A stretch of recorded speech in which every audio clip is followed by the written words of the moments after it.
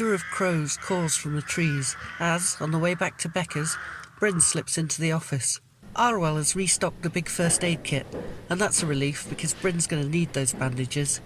He helps himself to what he wants and carries on his way. Dead as a doornail, Carwyn mutters sadly to himself as he shakes his head torch. Having said a brief prayer to St. Barbara on her recent name day, Carwyn has finally cleared enough of the roof fall to be almost able to crawl through the gap between the pile of rubble and the roof. He needs someone to watch out for him as he does, though. He's desperate, but he's not stupid. His first choice would be apprentice Becca, but he hasn't seen her for a couple of days.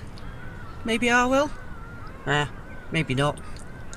He gets his spare head torch out of his pocket and heads back underground to give the problem another coat of looking at.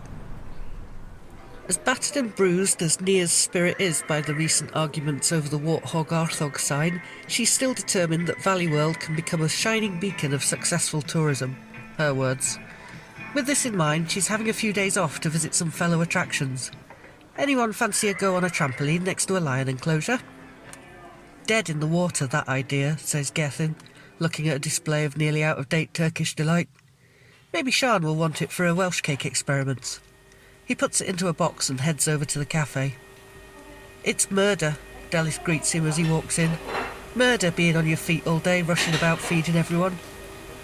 Gethin offers her the Turkish delight, and she tells him it'll go nicely in the trifle she's making for weekend.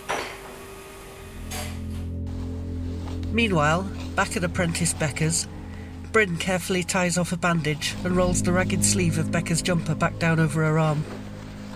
"Are you going to tell them?" he asks. But Becca's gaze is blank.